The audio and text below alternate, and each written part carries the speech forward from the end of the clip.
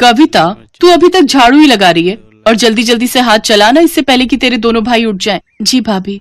तभी कविता की छोटी भाभी रश्मि वहाँ आती है। कविता, ये क्या, तुम्हारा साफ सफाई का काम अभी तक खत्म नहीं हुआ? अच्छा ये सब छोड़ो, तेरे भैया उठ गए, उनके लिए जल्दी से चाय बना कर ले आ, और हाँ, इसके बाद हम सबके लिए नाश्ता भी बना दे। हाँ, भूख तो मुझे भी लगी है। ऐसा कर, तू साफ सफाई के बाद नाश्ता बना ले, फिर अपने भाइयों के ऑफिस जाने के बाद बर्तन धो लेना और उसके बाद कपड़े धो लेना। बिन माँ बाप की कविता चुपचाप घर के कामकाज में लग जाती है। कुछ देर बाद वो सबके लिए आलू के पराठे और चाय लेकर आती है। ये लो अमित भैया, आपकी पसंद के आलू के पराठे और गर्मा गर्म चाय। कविता, तेरी दो भाभियां हैं, फिर भी हमारे लिए तू खाना क्यों बनाती है? भैया वो मैं वो बात ये है कि ननद जी को अपने भाइयों के लिए अपने हाथ से बनाया हुआ खाना खिलाना ज्यादा पसंद है, इसलिए वो हम दोनों को तो बनाने ही नहीं देती। क्यों कविता, ठीक कह रही हूँ ना मैं? अनीता कविता को आंखें दिखाने लगती है। हाँ भैया, अनीता भाभी एकदम ठीक कह रही है। दोनों भाई नाश्ता करके ऑफिस चले जाते हैं। फिर दोनों भाभियां भी नाश्ता करने बैठ जाती हैं। आखिर में जैसे ही कविता नाश्ता करने बैठती है तो छोटी भाभी रश्मि उसकी कुर्सी खींच लेती है, जिससे कविता नीचे गिर जाती है। तेरी औकात नहीं है कुर्सी पर बैठ के खाने की, चल नीचे बैठकर खा। और नहीं तो क्या, तुम्हारी हैसियत इस घर में एक नौकरानी से ज्यादा कुछ भी नहीं है। और हाँ, पहले ये वाला खाना खत्म कर। लेकिन भाभी, ये तो आप लोगों का झूठा खाना है। हाँ तो इसे तो तू अपनी खुशकिस्मती समझ कि झूठा खाना तुझे नसीब हो रहा है। चल अब खाना खाकर सारे झूठे बर्तन धो देना। अच्छा रश्मि, तूने कल रात बिग बॉस का एपिसोड देखा क्या? नहीं भाभी, मिस हो गया। वैसे अभी रिपीट आ रहा होगा, चलो ना चलकर देखते हैं। हाँ चलो चलो। दोनों भाभियां आराम से अपने कमरे में जाकर टीवी देखती हैं और बेचारी कविता अकेले घर का सारा काम करती है। ऐसे ही दिन बीतते हैं। एक रोज हम दोनों भाइयों को काम के सिलसिले में दूसरे शहर जाना है। हमारे मालिक एक नई फैक्ट्री झारखंड में लगवाना चाहते हैं। हम कुछ 2 महीनों के लिए वहीं रहेंगे। तब तक तुम सब अपना ख्याल रखना, ठीक है? भैया, आप दोनों मुझे छोड़कर जा रहे हो? जा कहाँ रहे हैं पगली, तेरे लिए ही तो मेहनत कर रहे हैं ताकि हमारा प्रमोशन हो जाए और हम तेरी शादी धूमधाम से कर सकें। ये सुनकर दोनों भाभियां मुंह बना लेती हैं। अपने पतियों के जाने के बाद तो अब वो दोनों कविता पर और भी जुल्म ढाती हैं। ऐसे ही एक रोज बाहर जोर की बारिश हो रही होती है। देखो भाभी, कितना सुहाना मौसम हो रहा है, क्या मजेदार बारिश हो रही है। हाँ रश्मि, और ऐसे मौसम में गर्मा गर्म चाय और पकौड़े हो तो मजा ही आ जाए। रुक, अभी उस महारानी को बोलती हूँ। कविता, अरे ओ कविता, कहाँ मर गई? जी भाभी, आपने बुलाया? वो मैं कपड़े उठाने गई थी। अच्छा ठीक है, चल अब जल्दी से हमारे लिए गर्मा गर्म चाय और पकौड़े बना कर ले आ। जी भाभी। कविता रसोई में जाकर पकौड़े बनाने लगती है। कुछ देर, हे राम, कहीं मैं पकौड़ों में नमक डालना तो नहीं भूल गई, एक चक्कर देखती हूँ। कविता जैसे ही एक पकौड़ा चखने लगती है तभी वहाँ उसकी छोटी भाभी रश्मि आ जाती है और वो उसे एक जोरदार थप्पड़ मारती है। बदतमीज, हमें जूठा खिलाती है, आज तो तू देख तेरी खैर नहीं। ये कहकर रश्मि उसे खूब मारती है। आवाज सुनकर अनीता वहाँ आती तो डर के मारी कविता अपनी बड़ी भाभी के पीछे छुप जाती है। भाभी मुझे बचा लीजिए। अब बस भी कर रश्मि, अगर ये मर गई तो हमें जेल में सारी उम्र बितानी पड़ेगी। एक काम करते हैं, इसे घर से निकाल देते हैं, नहीं तो पता चले हमारे पति जो भी कमा रहे हैं वो आकर इसकी शादी में उड़ा दें। हाँ, ये तो मैंने सोचा ही नहीं, ये बात ठीक कही आपने। दोनों भाभियां बेचारी ननद को धक्के मारकर बाहर निकाल देती हैं। बाहर तेज बारिश हो रही थी। भाभी मुझे घर से मत निकालो, इस बारिश में आखिर मैं कहाँ जाऊंगी। लेकिन वो उसकी एक नहीं सुनती और उसे घर से निकाल देती है। कविता बारिश में बचते हुए एक पेड़ के नीचे खड़ी हो जाती है और सारी रात उसी पेड़ के नीचे बैठकर रोती रहती है।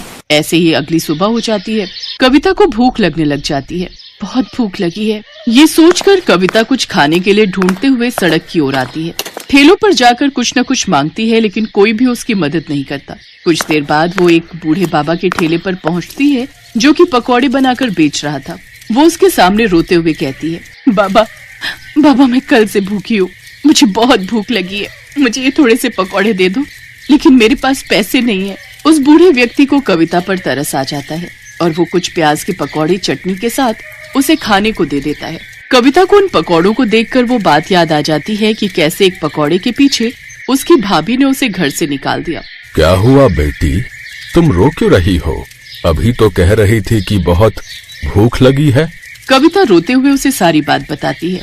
बेटी, तुम जवान लड़की अकेले कहाँ भटकोगी सड़कों पर, इससे तो बेहतर होगा तुम इस गरीब की झोपड़ी में चलकर रहो, मेरी बेटी बनकर।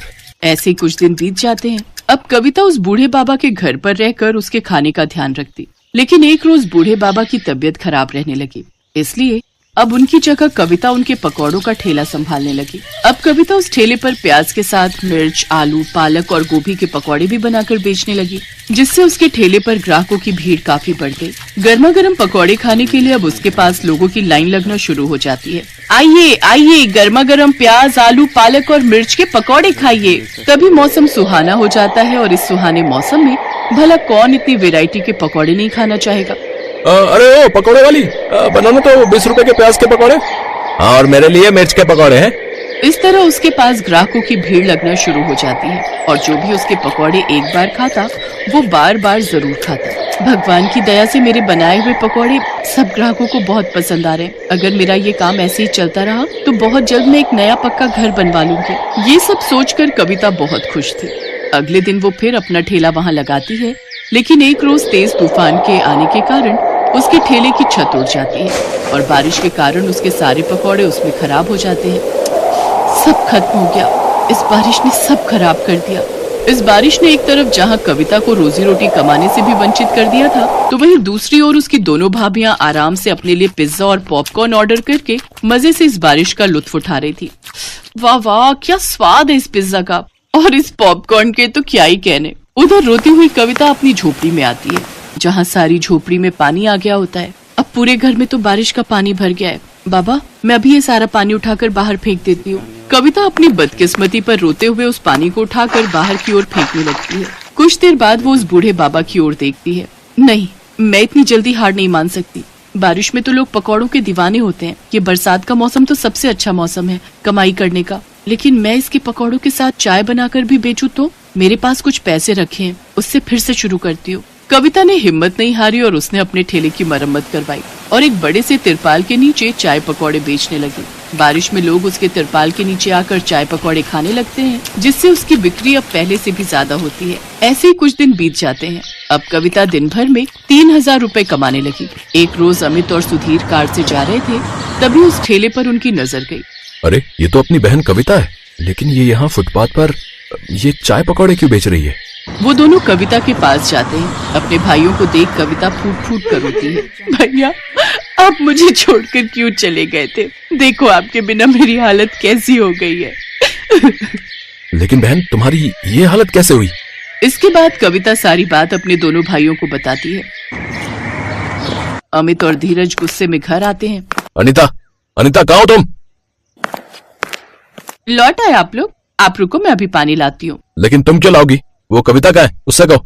अब हम आपको क्या ही बताएं, उसने तो हमारी नाक ही कटवा दी। वो तो किसी लड़के के साथ भाग गई है। ये सुनते ही अमित ने अनीता को जोरदार थप्पड़ मारा। शर्म नहीं आती झूठ बोलते हुए? है दो भाइयों के होते हुए भी आज हमारी बहन को न जाने कैसे कैसे अपना पेट पालना पड़ रहा है? सुन लो, तुम दोनों के लिए अब हमारे घर में कोई जगह नहीं है, निकल जाओ यहाँ से। उन दोनों भाभियों को अपनी गलती का एहसास हो जाता है और वो अपनी ननद से माफी मांगते हैं। इसके बाद कविता अपनी दोनों भाभियों को माफ कर देती है, जिसके बाद वो उस बूढ़े काका को भी अपने घर ले आती है। अब वो अपने पकौड़े के बिजनेस को और भी आगे बढ़ाती है। एक बड़ा सा रेस्टोरेंट खोलकर उसमें पकौड़े बेचकर खूब कमाई करती है। बहुत मस्त कहानी है, बहुत अच्छी कहानी है। मनोहर पानीपुरी का ठेला चलाता था। उसकी एक 4 साल की बेटी थी और पत्नी शोभा दोबारा गर्भवती थी। मनोहर का परिवार बढ़ रहा था।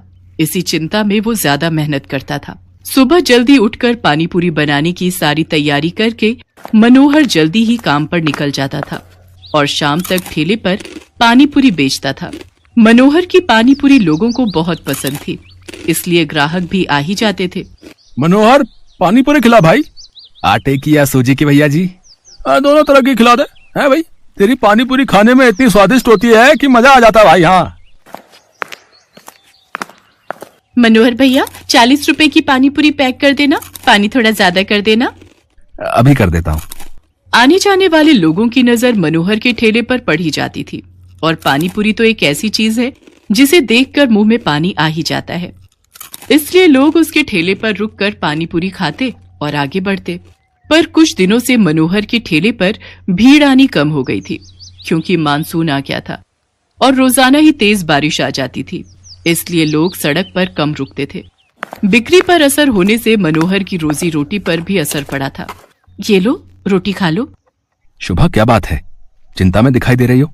पूजा कहाँ है? दिखाई नहीं दे रही? वो पड़ोस वाली माला के घर खेलने गई है। वो शरद बाबू आए थे, मकान का किराया मांग रहे थे।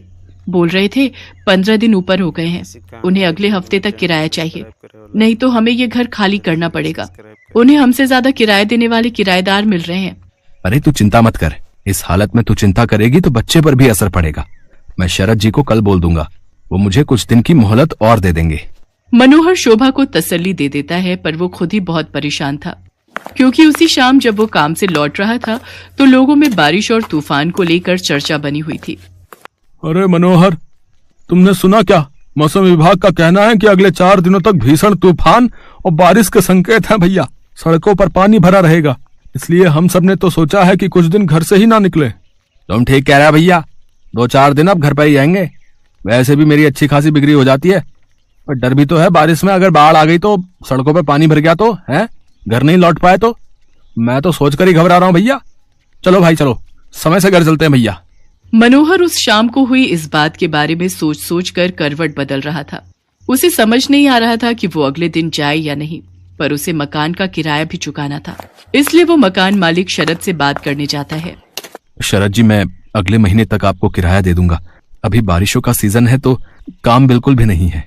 देख मनोहर, मैंने घर किराए पर देने से पहले ही ये शर्त रखी थी कि मुझे किराया समय पर चाहिए, पर तू हर बार ही किराया लेट कर देता है। अब मैं और देर नहीं कर सकता। तू अगले 2 दिन तक मेरा किराया दे दे, वरना घर खाली कर दे। मेरे पास इतना टाइम नहीं है कि तेरे से बात करूं, मुझे काम से जाना है। मनोहर चिंता में घुला घर लौट आता है। उसके पास कोई और चारा नहीं था, इसलिए वो अगले दिन फिर से पानी पूरी का ठेला लेकर काम पर जाने लगता है। पड़ोस की सुनीता भाभी कह रही थी कि अगले 2 दिनों तक बहुत बारिश होने वाली है, आप 2-3 दिन काम पर ना जाओ तो अच्छा है। शोभा, मैंने शरद जी से बात की थी, वो नहीं मान रहे हैं। उन्हें अगले 2 दिन में किराया चाहिए, इसलिए मुझे पानीपुरी का ठेला लगाने जाना ही होगा। मनोहर घर से निकल पड़ता है। वो ठेला लेकर जब अपनी जगह पर पहुंचा तो उसने देखा आज बहुत कम ठेले वाले खड़े थे। उसे पता था कि सबने पहले ही मना कर दिया था, इसलिए सब 2-3 दिन घर पर ही रहेंगे। मनोहर अभी अपना ठेला तैयार कर ही रहा था कि अचानक तेज बारिश शुरू हो गई और बारिश लगातार तेज होती जा रही थी। मनोहर का पूरा ठेला बारिश के पानी से भीग चुका था। उसका बहुत नुकसान हो गया था। हे भगवान, कितना नुकसान हो गया। सोचा था आज थोड़ी कमाई हो जाएगी तो किराए के थोड़े पैसे देकर शरद जी को संभाल लूंगा, पर अब क्या करूं? आज तो 1 पाई की भी कमाई नहीं हुई। अब तो वापस घर जाने के सिवा कोई रास्ता नहीं, घर ही चला जाता हूँ। बारिश का पानी सड़कों पर भर रहा है, अगर कुछ देर और रुका तो यहीं फंस जाऊंगा। मनोहर अपने ठेले को अभी लेकर जा ही रहा था कि अचानक से एक गाड़ी तेजी से आती है और सड़क पर फिसलती हुई एक पेड़ से टकरा जाती है। अचानक हुए ऐसे हादसे से मनोहर दंग रह जाता है। वो देखता है कि गाड़ी एक महिला चला रही थी और बराबर में उसके एक छोटी बच्ची बैठी हुई थी। महिला की ज्यादा चोट आई थी और वो बेहोश हो गई थी। बच्ची को खरोंचे आई थी और वो दर्द से रो रही थी। मनोहर उनके पास जाता है और रोती हुई बच्ची को गोद में उठा लेता है। लोग उसका साथ देने से मना कर देते हैं। हे भगवान, न जाने ये कौन है। चुप हो जा बिटिया, इसके तो हाथ पर चोट आई है। अगर इन्हें कुछ ही देर में अस्पताल नहीं ले गया तो अनर्थ हो जाएगा। ए भैया, जरा ऑटो रोको। ए भैया, आओ भैया, जरा गाड़ी रोको। कोई रोक ही नहीं रहा, कोई भी मदद करने को तैयार नहीं हो रहा है। मैं इन दोनों को इस हालत में यहाँ मरने के लिए नहीं छोड़ सकता। मेरी आत्मा इसके लिए कभी हाँ नहीं कहेगी। अब मैं क्या करूं? अब तो एक ही रास्ता बचा है। मनोहर को कुछ समझ नहीं आ रहा था। उस महिला की हालत गंभीर होती जा रही थी, उसके खून बह रहा था। मनोहर जल्दी से अपने ठेले का सामान उतारता है और बड़ी मुश्किल से उस औरत को अपने ठेले पर लिटाता है और बच्ची को भी साथ में ठेले पर बिठाकर बारिश में भीगता हुआ बड़ी मुश्किल से एक अस्पताल में पहुंचता है। उसे इस हालत में देखकर अस्पताल के डॉक्टर और नर्स जल्दी से उस महिला को एडमिट करते हैं। मनोहर उस रोती हुई बच्ची को संभाल रहा था। बच्ची के हाथ में चोट थी। मनोहर ने अपने मोबाइल से अपनी पत्नी शोभा को भी फोन कर दिया था ताकि वो परेशान ना हो। कुछ घंटों बाद महिला को होश आता है। वो अपने पति को फोन मिलाती है। कुछ देर बाद उसका पति हॉस्पिटल पहुंचता है और अपनी पत्नी और बच्चे की हालत देखकर घबरा जाता है। डॉक्टर, सुषमा कैसी है? ये सब क्या हो गया? सुषमा, मुझे तो लगा था तुम अपनी मम्मी के घर पहुंच चुकी होगी। रोहित, मैं घर से निकली थी तो बारिश नहीं थी। मैंने सोचा आराम से पहुंच जाऊंगी, पर अचानक पता नहीं क्या हुआ, मैं गाड़ी संभाल नहीं पाई। कीचड़ में वो फिसलती चली गई और उसके बाद तो मुझे होश ही नहीं था। रोहित, ये भैया बहुत अच्छे हैं। आज इन्होंने ही मेरी और स्वाति की जान बचाई है। आपकी वाइफ ठीक कह रही हैं। आज की दुनिया में ऐसी मदद कोई नहीं करता। हमने अपनी आंखों से देखा था। ये भैया बारिश में अपने ठेले पर आपकी पत्नी और बच्ची को हॉस्पिटल लेकर आए थे। मैं आपका एहसान किस तरह से चुकाऊंगा? आपने जो मेरे लिए किया है, उस एहसान के बदले में आपके लिए कुछ भी कर सकूं तो मेरे लिए बहुत बड़ी बात होगी। बाबूजी, ये तो मेरा धर्म है। अगर मुसीबत में पड़े लोगों की जिसने सहायता नहीं की तो वो इंसान ही क्या। रोहित को पता चलता है कि मनोहर पानीपुरी का ठेला चलाता है। वो देखता है कि मनोहर बहुत गरीब और मजबूर है, जो अकेले ही बड़ी मुश्किल से अपना परिवार चला रहा है। अच्छी कहानी। मनोहर भैया, अब आपको चिंता करने की कोई जरूरत नहीं है। आपका मकान का किराया भी भर जाएगा और आपके परिवार की परेशानियां भी दूर हो जाएंगी।